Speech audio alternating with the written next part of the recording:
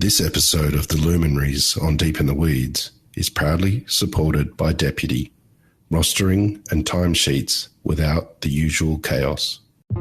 I love sharing with people how much you get out of cooking, how to demystify cooking so people won't be uptight about it and just have a go. This is the Luminaries on the Deep in the Weeds podcast. I'm Anthony Huckstep. Inspiration can come from any given moment. Influence can be acquired in many different ways, but there are few that leave an indelible mark on not only the Australian culinary landscape, but on the way we eat and place food at the core of our families and culture. There are few that have had more influence on those in the industry and home cooks than Maggie Beer. Maggie, how are you? Oh, I'm really good, thanks, Huck. I couldn't not be after that. Well, your influence is undeniable, and so too the joy and enthusiasm you have for food. Was there a moment when you realised food would be your career? Yes, it was. It was a matter of necessity, in that we were farming pheasants and no one had any idea how to cook them. And so what they did was there were no books for anything but European birds that were very different because they were in the wild and had their guts in, and, you know, it was a different issue altogether. And I simply used my instinct. I always knew how to cook and I didn't think anything of it. I just started cooking the birds. And because of Colin winning a Churchill Fellowship, came back from that and set up a farm shop where we sold all of our farm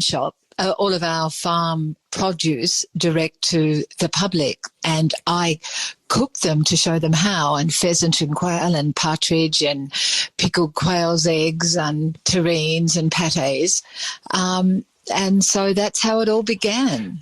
What were the challenges involved in the early days when you started cooking pheasant and quail and all these birds? Were there challenges getting your head around it?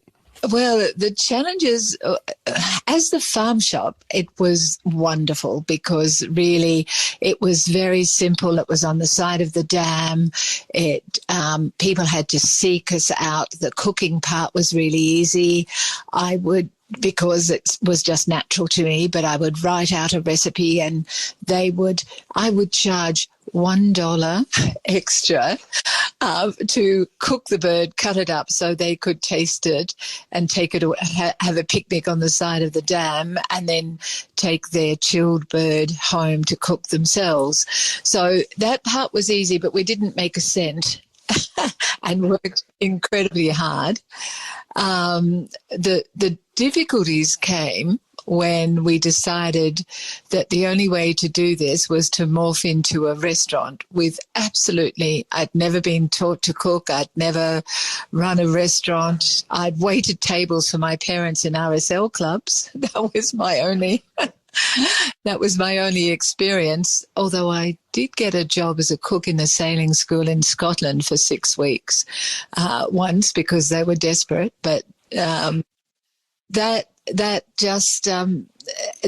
difficulty was the fact that I was learning one step ahead of my customer and doing a table d'hote menu for the first year.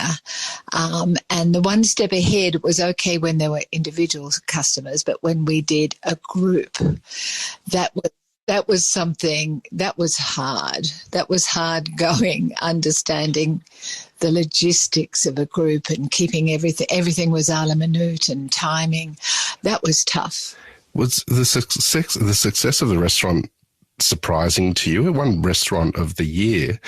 Take us through that period of time. Like, what was it like, not being trained and winning Restaurant of the Year? Well, it was an unbelievable occurrence. And I'd been in Geelong at a symposium of gastronomy, and we were camping with Stephanie Alexander and all the cohort from the symposium of gastronomy.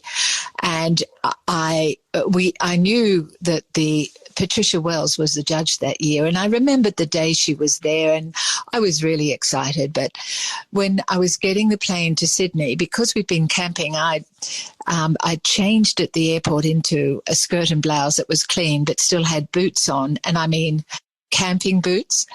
And I remember when the award was given to me, Patricia Wells said, "As soon as I saw you walk in the door, I knew you had no idea." And it was as big a shock to me as it was to all the wonderful restaurants of Sydney and Melbourne. It took them a while to get over it, I think. What do you think was so special about the restaurant? Well, it was just all about the fact that it was a game restaurant, and it wasn't just pheasant, quail. We had venison, we had hare, rabbit. Oh, I love to cook rabbit. It was all wild food, and we would forage for the red currants in the Mount Crawford forests. We foraged everywhere. This is 1991. And it was just, everything was cooked from scratch. It was simple, but it was so full of flavour and freshness and I guess authenticity, because we were nothing more than a simple country restaurant. But it happened. And I still can't believe it. You mentioned working with your parents as a child and working tables in RSLs. Take me back to when you were young. What sort of role did food play in your family? Well, food was so important to every day of my life. In my family, it was my father who was passionate about food and produce, taught my mother how to cook, and he had an instinct for food, as I inherited, and our Sassy inherited from me. It was all, we had whole animals, and we lived in the suburbs, right, the western suburbs of Sydney, but we made brawn with a pig's head. Liver was chicken livers were the very first thing I ever cooked. So offal was our prize. Whole fish, everything was so important in terms of its seasonality and its quality. I didn't realise that everyone else didn't live this way. And when you think, I'm 77, so when you think back to when I was a child, there was no zucchini and kale and artichokes and basil, and it was pumpkin, carrots, sweet potato, turnips, swedes, all of things I love, onions, but and spinach, not even broccoli, So yes, yeah. It was another time, Anthony. Do you have any stories of working with your parents with the catering company that they had? Well, yes, I guess I do, in that the only reason they had the catering was because they had a manufacturing business and went and were bankrupt. And I left school when I was 14 and my older brother 16, and to keep the family with the help of an aunt. They, in those days, social services, I'm sure, weren't even available, but they were too proud anyhow if there had been. So after my father recovered physically and emotionally enough to work, no chance of getting jobs. So they just started, I think the very first one was a golf club, but then Chester Hill RSL, places like that. And he was so far ahead of his time in that he used to age fillets of beef and and then persuade the customers of Chester Hill RSL They were really wonderful. But then they also used to do curried sausages. Oh, for the people who wanted them. So I helped in between coming and going from traveling. So I was always thrown in the deep end for the very small amount of time I was ever there. Wow, you've just triggered some amazing memories for myself. I grew up in Chester Hill and know the RSL very well. Oh, really? and I can guarantee you, I think I would have rather the food when you were there and your parents than perhaps the time that I was. Oh, well, isn't that amazing? Yes, yeah, Chester Hill RSL. You've become, the voice of the Barossa, or known from the Barossa. How did you end up there? Well, I met Colin. I met my husband, Colin, skiing at Mount Buller, working at Mount Buller, in that I threw in a job in Sydney after I had, a year after I'd come back from 4 years in Europe. And there was no snow at Thredbo for my holidays, so I rang Mount Buller, and Kurura Chalet had a job going to make sandwiches. And I said, I'm coming. And Colin had just done a commercial pilot's license, and there were no jobs going. So he got a job pulling beers at Kurura. And, we met there, not immediately, because it was a pretty big crew of people. But when we did, we kind of hit it off, because 16 weeks later we married 52 years ago. And so his family came from the Barossa, and in fact, from Malala, which is a little town on the plains, but his forebears came from Silesia in 1848 on the Alfred and to Tanunda. So we worked and lived in Sydney for about 3-4 years, but he always wanted to come back to South Australia, and he had this vision, it was his entirely, of farming pheasants. So that's how it all happened. That's how we came to the Barossa. What was it like farming pheasants, just, moving states and going for it? Oh, well, for me, look, we were both risk takers and adventurers, and I had lived in the country in Scotland on the Isle of Skye and on the west coast of Scotland, Locke, Argyll, and I loved country life, even though, I was a Westie and very much a Westie of Sydney, and I translated to the country beautifully. So I just thought it was wonderful, and it has been. The restaurant closed a couple of years after you won Restaurant of the Year. Tell us about that period of time, the decision to close it, but the opportunities that came from that. Well, of course, What happened when we won the Restaurant of the Year, all of a sudden we were the flavour of the month. We had a cult following for years, but when this happened, we had to make space in the ram paddock for the helicopters to land, and everyone from Sydney, the East Coast, wanted to visit. We had never changed. We were still the simple country restaurant. I never left the stoves. I loved every single day, but it burnt me out, and I would never have stopped. But one day Colin came in and said, "It's a restaurant or me. You're killing yourself." And so I took him, but I said, "Okay, but on the condition that I give a date 4 months hence." Well, I plucked that out of the air, so I could go out on a high, and boy, did we go out on a high. And it's wonderful to go out at the height of your fame, let me tell you.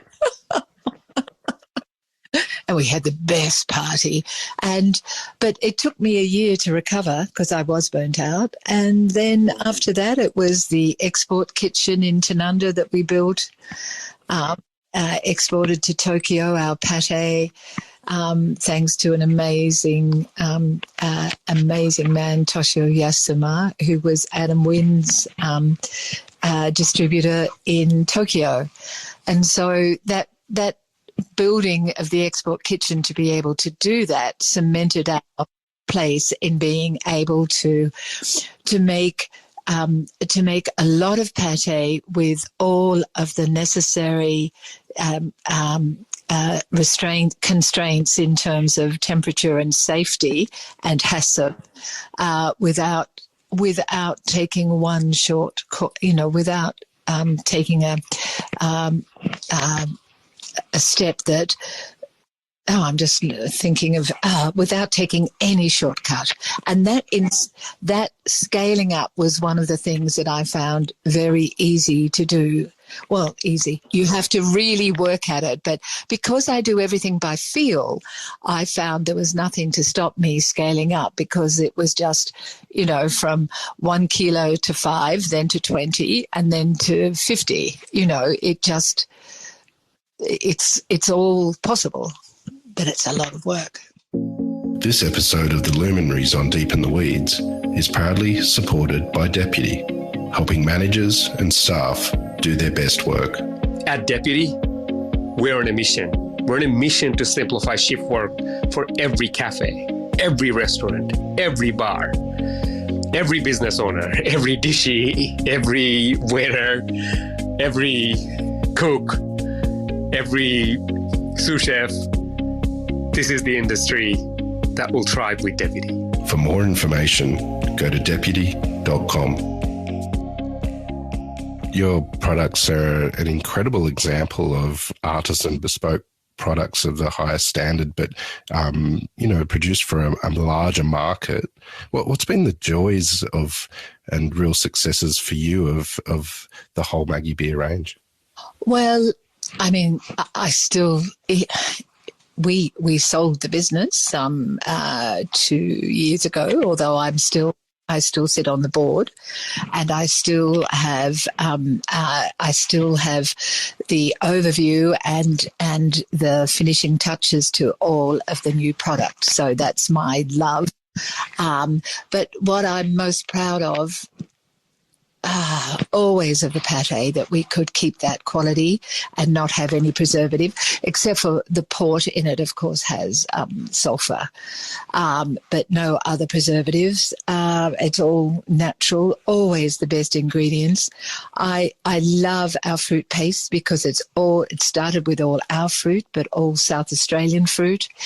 One year we had to go further afield, but keeping our growers and the connection with our growers and the decisions of when to buy, when to pick, how to grade, how to look after, because I was always a control freak, but I love that relationship with the growers was always so fabulous, and utilising products that would otherwise be wasted. That really has always driven me, and that's how Verjuice began, because we couldn't sell our Rhine Riesling grapes, and so I was always onto the next new idea as to how we could maximise any produce, because we've been farmers, we've been vignerons for 47 years. So the grapes, everything, the quinces, the grapes, the olives, all of those things, I just love. The Pheasant Farm restaurant isn't the only time you've stepped into the world of food service and hospitality in that sense. You opened an eatery quite some time ago as well. How did that come about? Oh, well, that was absolutely. Well, the eatery is our youngest daughter, Ellie, and it is something that's so special because Tim Burke, who is also a partner in it, Tim Burke, amazing young chef who was the exec chef at Southern Ocean Lodge when it first began for years, and he is extraordinary, and he and Ellie have been friends from forever. But the eatery came out of a building that we built about 7 years before the eatery started, for both Saskia and Ellie to do catering and weddings at the farm. But it just didn't work because every Saturday there was a wedding in the year, but it was set up as a function centre, and to make it pay, you needed to have 3 weddings a week. Not one. And so it was turned into an eatery 3 years ago, and it's got a cooking school one end, and it's just a 40-seater and open 5 days a week, and beautiful fresh food. But Tim has the same, it's exactly the philosophy that Ellie grew up with and Tim espouses. Everything's made. Every cheese, every stock, every syrup, everything is made from scratch. And this is how the pheasant farm was from its early days. So even though we're half owners, but but it's Ellie and Tim who are the people to take the bow. You've become a household name, and you're on the TV screens almost all the time in various ways. What was the first foray into that world, and do you have a story about it? Yes, I do. The ABC had a funny I shouldn't say a funny show, had a show called Beat the Chef. I think it was only on for 1 year, perhaps 2 series, but over 1 year. And the ABC were only thinking in terms of young people, and they rang my Sassy to ask her to go on. And Sass was a beautiful, beautiful cook, but she hated the limelight. She hated photographs. She hated anything like that. And she said, "No, you've got to talk to Mum." And so I was the second choice to go on and do this show where, as a professional, inverted commas, I was up against two amateurs who had been cooking together for ages to perfect a recipe, and I had the same ingredients as they were using in the fridge, but I didn't know until I opened the door on camera what it was. And of course, I was just having a blast. I was very, very funny. And after that, the ABC pursued me and said, would I do a show 40 weeks a year? And I said, oh, not on my own, no way. But if you give me someone I can bounce off, I'll think about it. And think about it we did. And when Simon and I got to work together, it was just wonderful because we were so different. And by the time that this happened, I knew what I would not do. And so I was able to say it had to be at the farm. It had to be seasonal when it went to air. So if it were asparagus, this was the period. So I would conceptualize the year based on what was in season when. And that we would never repeat anything. We would do pickups, as they're called, pickups, so the cameras could, but we would never go back on anything. And we would never repeat. So when Simon walked into the door, I had no idea what he was cooking. He had no idea what I was cooking. And so everything was off the cuff the whole time. Yeah, it was fun. Wow, and the chemistry between the both of you and the honesty from both of you was amazing, captured on film. What do you have any funny stories of where it went wrong? Oh, yes. And well, that was the other thing. If it went wrong, it had to go in. And like he nearly killed me with chili. I'll never forget the day that he put 13 chilies in a pan, and I was just I can't cope with chili, but the fumes of the chili was so great. I had to race out the door, and the cameraman's camera is going up and down as he was also affected. So, but on other days, I'd burn things. So we'd say, okay, this is how we fix it up. Yeah. A lot of professionals and home cooks look to you as a mentor and have been inspired by what you do. But over your career, where did you get inspiration from? I got a great deal of inspiration from Stephanie Alexander, because I first met her in 1984 when the Symposium of Gastronomy was on. And the thing that Stephanie did for me was, one, we didn't have any money. We were broke. And so I couldn't afford to. I had this feeling I wanted to go overseas and learn. And she said, well, why don't you just come and be a fly on the wall at Stephanie's and, get a feel of processes. So, which I did. And the other thing Stephanie did was direct me to reading matters. Like I wouldn't have known about Alice Waters as soon as I did, or Madeleine Kaman, or Paula Wolfert. We were in a country town. We started it in 1978, 1979 we started it. So there wasn't, she was my touch point about how I could learn more. And so, and my restaurant was never going to be like a Stephanie's, because it was very grand and yet wonderful. Every piece of food that came out of there was fantastic. So we came together on philosophy of quality and produce and seasonality, and we've been friends ever since. You do numerous shows now, or you have done over your career since the time that you spoke of. What do you love about the realm of television and food communication? I love sharing with people how much you get out of cooking, how to demystify cooking so people won't be uptight about it and just have a go.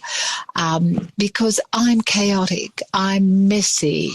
I would never, as a contestant on anything, I would be out the first week because but my love of food, if I can share that and give people confidence that they can really cook too, then that's what has kept me going.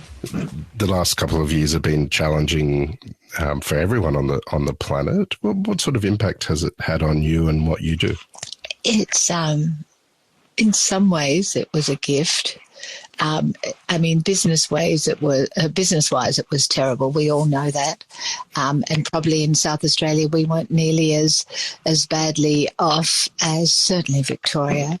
But what the impact on me was to give me more time in the garden than I've ever had in my life. And the lockdown was amazing. And I have spent more time loving every moment of it. Everything I do, I tend to get a bit obsessive about. And I just think, we've got space here at our home cottage. We lived on the farm for the first 10 years, but our cottage is on 20 acres, so we've got olives and quinces and grapes, of course. I have a huge veggie garden. I have a home orchard, and we have the orchard at the pheasant farm as well. We have our own sheep. We're so close to self-sufficient if we choose to be. It was a lovely time.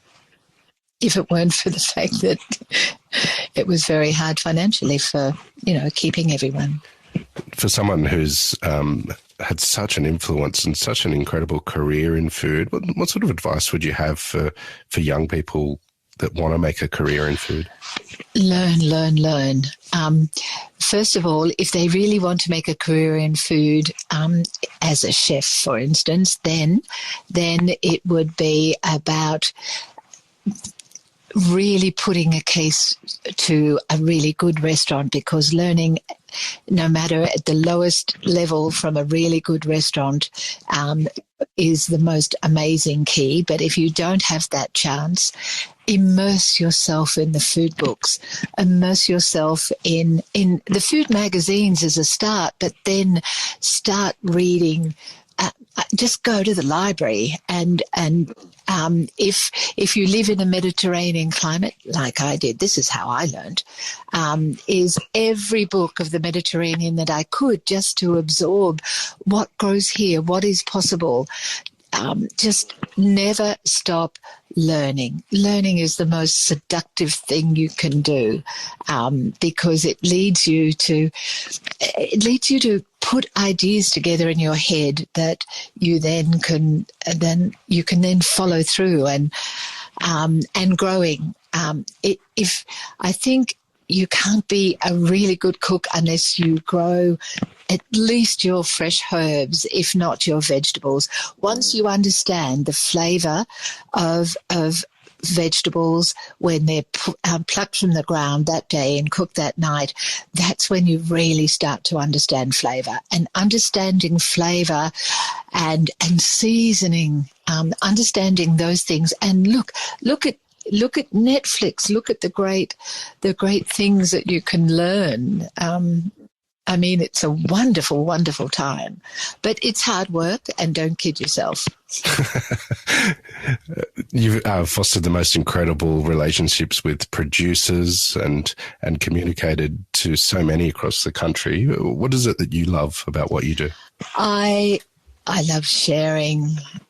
I love, as people have helped me, I love to have the chance to help people direct to an idea that they might be able to follow. And, one of the things I used to say 40 years ago, even, if every farmer knew every single thing about whatever it was that they were growing, to be able to even if they couldn't value add themselves, just by living and breathing what they were proud of, they could then share all that knowledge with the people buying from them. I think that's a really significant thing, and it's where you have growers who are passionate about their produce, who can take it to the next level by value adding and dealing direct with the public. I mean, that to me is nirvana, and it's why we have put together a Churchill Fellowship in memory of Saskia, because this is what happened with us. Collins Churchill Fellowship, and Sass took her living knowledge of what we did into what she did. And so if you can inspire people to continue to learn, and of course that's what the Churchill Fellowship opportunity is. Well, Maggie, you've been an incredible source of information and inspiration to so many in this country, and it's an absolute honour to have you on the Luminaries today on Deep in the Weeds to hear just a little bit of your story. Please keep in touch, and we'll catch up again soon. Oh, thank you. Thank you, Huck. This is the Deep in the Weeds podcast. I'm Anthony Huckstep. Stay tuned as we take a deep dive into the lives of the incredible people who ply their trade in the food and hospitality sector. Special thanks to executive producer Rob Locke for making this all happen. Follow us on Instagram at Deep in the Weeds Podcast, or email us at podcast@deepintheweeds.com.au. Stay safe and be well.